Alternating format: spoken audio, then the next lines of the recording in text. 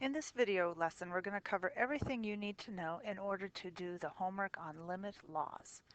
All right, so we're going to just start by looking at some of our limit laws, and we'll start with some real basic ones. This first law says that the limit as x approaches c of k is k, and k is just a constant function, so you can think of k as just being this horizontal line, and that no matter where c is, it's always k. So basically what x does not affect k at all. This next one, the limit as x approaches c of x equals c, kind of makes obvious sense that, well, if x is approaching c, x is going to become c. Our next limit tells us that if we have multiplication here, b times f of x, this constant b can be put out front and we can just figure out this limit. Down here, simply put, it says that if we have a function that's addition of two functions, we can find each limit separately and add them up. Same thing applies for multiplication. If our function is a product of two functions, we can find each limit separately and find our answer. Same thing with division, as long as the bottom is not 0. So we can never divide by 0. All right, so let's try these out. So in our first case, the limit as x approaches 7 of 4 is simply 4. It doesn't really matter what x does, 4 is 4. On this next one, as x approaches negative 12, clearly x is going to approach negative 12 since x is approaching negative 12. I feel like I'm talking in circles. All right, this one is one where we can break it apart. Remember how we said that we could move the addition. So we could do this. The limit as x approaches 3 of 2x plus the limit as x approaches 3 of 1. So I just use that addition rule. And then I can use the constant rule that says I can put 2 out front. So 2 times the limit as x approaches 3 of x plus the limit as x approaches 3 of 1. And now I get 2. Well, as x approaches 3, x is 3. And the limit of 1, even though x is going to 3, is 1. And my answer is 7. Now you might have noticed there, she could have just plugged in 3. And that is correct. I could have just plugged in 3 because this is a continuous function. And remember we learned yesterday that if a function is continuous, the limit of the function is the same as the value of the function. So same thing here, we can find each limit separately. So we can do the top and we can plug in 4, get 11, plug in 4 in the bottom, 3, and that works because the denominator did not equal 0. So this function is continuous as long as I'm not at x equals 1, and so I can just plug 4 in.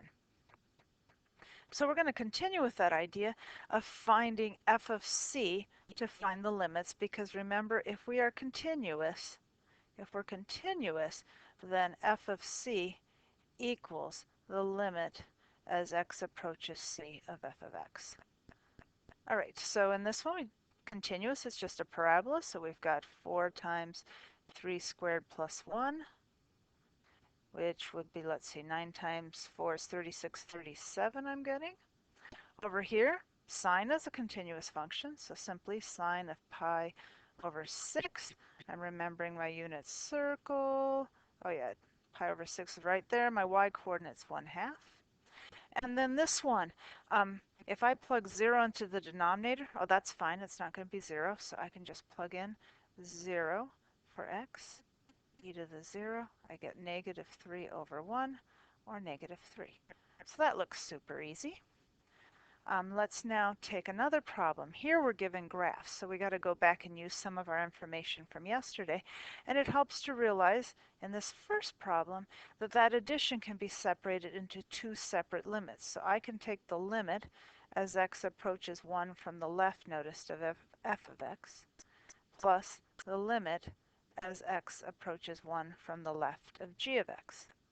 So if I go to f of x, just this first graph, and I'm approaching 1 from the left, you'll notice that my y value there is 3. So that's going to be 3. And on g of x, as I approach from the left, the y value that I'm approaching is 5. So 3 plus 5 gives me my answer of 8. All right, let's look at this next one. Again, we can switch this into two separate limits, f of x. And this constant 2 can go out front, so 2 times the limit as x approaches 1 from the right of g of x. So now we're approaching from the right this time. So on f of x, as I approach from the right, it looks like I'm going to have a height of 4. So that's a 4 plus 2 times. And this one I'm approaching from the right. I see that my y value is 1.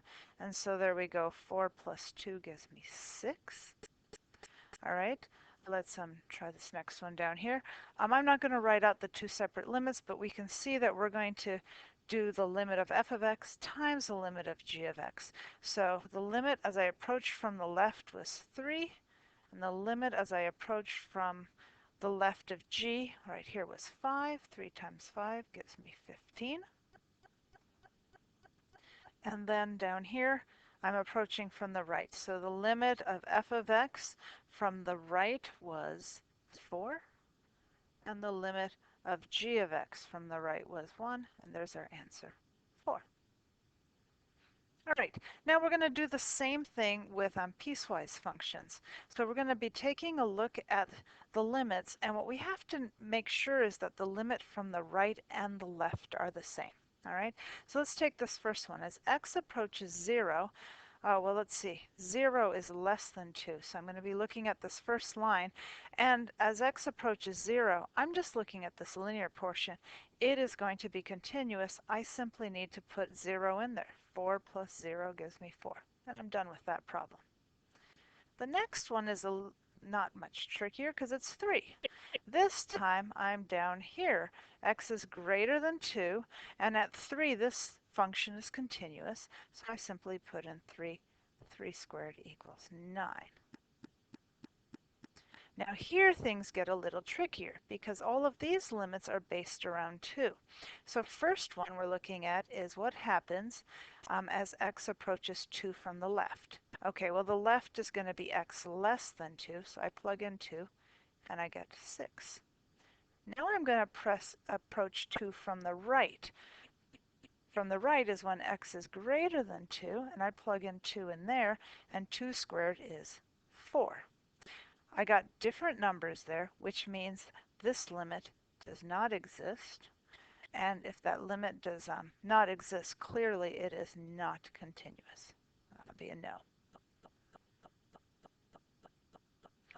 Actually, let's just give this a quick sketch so we recall what it looks like. So we were at 2 here, and if we've got a parabola, if I put in 2, we were at 4, right? And it equaled there, so that's at 4. So that's going to curve up like that. And then over here we had 6 with an open circle for the line. So that's at 6. And my slope is 1, so going up 1 over 1. And so it's going to do this sort of thing. Okay? So we can see how it's discontinuous there. All right, let's try this next one. So as I approach 10, I am in the x is greater than 9 part. I simply plug in 10. 4 times 10 minus 9, and that's looking like 31. As I'm approaching 4, I'm in the part that's less than 9, so that's simply going to be 4 to the 3 halves. Let's see, square root of 4 is 2, 2 to the third is 8. As I approach 9, this is the one where I need to be careful, so I'm going to check it out left and right. So the limit as x approaches 9 from the left, and the limit as x approaches 9 from the right, both of g of x. All right, so let's figure those two out. So as I approach from the left, I'm using this one, and that's going to be 9 to the 3 halves. 9 to the 3 halves, square root of 9 is 3, 3 cubed is 27. From the right, I'm going to plug in 9. 4 times 9 minus 9. 36 minus 9 is 27. I got the same number, therefore this limit exists and is 27. All right, that's it. Good luck with your work on the limit laws worksheet.